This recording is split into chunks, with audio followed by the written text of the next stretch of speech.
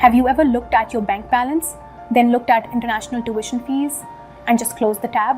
You're not alone. For most people, studying abroad feels like a fantasy, like something only rich kids or scholarship prodigies get to do. But here's what they don't tell you. There are real students, middle-class students, students with average grades, students who don't know anyone abroad, who are getting full degrees in global universities without paying a single rupee in tuition. Not loan-funded, not discounted, free. So in this video, we're going to show you exactly how they're doing it. No vague tips, no fluff, and definitely no lottery scams. Just real working pathways you can apply to, even if you've never traveled abroad before. Ready? Let's go. Let's start with the most straightforward path. There are entire countries where public universities charge zero tuition, even for international students. Not discounted, not scholarship-based, just free. If that sounds like a trap, it's not. These aren't no-name colleges in the middle of nowhere. We're talking about some of the most respected public education systems in the world. Germany, Norway, and Finland are the big three. Germany in particular is the crown jewel. Most public universities here offer full-time bachelor's and master's programs for free, and they don't just reserve that for locals. As long as you meet the academic requirements and get admitted,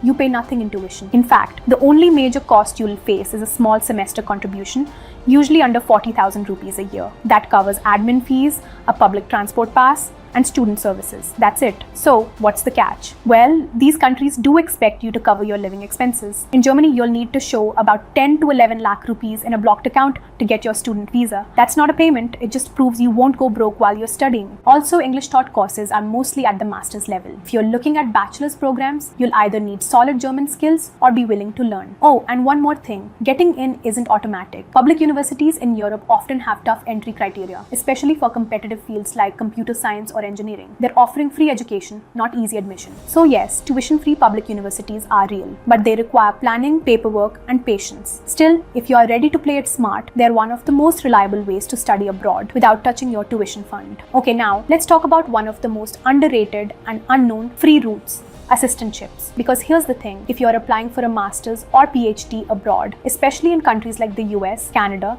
Germany, or the Netherlands, there's a decent chance you could get paid to study. Not loaned, not discounted, paid. They're called teaching assistantships or research assistantships, and they basically work like this. You support a professor's research or help run undergrad classes, and in return, the university covers your tuition and gives you a monthly stipend. In the US, that stipend can be $1,200 to $2,000 a month. In Germany, some DAAD funded positions even cover travel and insurance. And unlike scholarships, these aren't always advertised with flashy headlines. You have to look for them in department pages, faculty labs, and course-specific funding notes. But here's the caveat, they're not for everyone. You need a strong academic track record, ideally some research background, and most importantly, a professor who wants to work with you. It's part job, part mentorship. And yes, you'll be working 10 to 20 hours a week, sometimes more during thesis crunch. Still, if you're the kind of person who thrives in research, this route doesn't just cover your costs. It builds your career from day one. You leave with a degree, zero debt, and real work experience inside academia. Let's start with the most straightforward path, fully funded scholarships. These are the kind where not only is your tuition covered, but your rent, insurance, travel, even your monthly groceries are paid for by the government. And no, they're not impossible to get. In fact, if you've got good grades, strong motivation, and a clear study plan, your chances are way higher than you think. Some of the biggest names here are DAAD in Germany, MEXT in Japan, CSC in China, and the Türkiye Burslari in Turkey. These programs are run by national governments with one goal: bring in global talent, give them world-class education, and let them build ties with the country. So what does it take to win one? First, academic performance matters. They won't expect you to be a genius, but a consistently good GPA helps. Second, your statement of purpose needs to hit hard. These scholarships aren't just about marks. They want to know why you want to study in that country, how it fits your goals, and how you'll give back. Now, the catch. These are competitive, but if you're serious about studying abroad without spending 30 to 40 lakh rupees, this is one of the most high reward options on the table. And the best part, you walk away debt-free,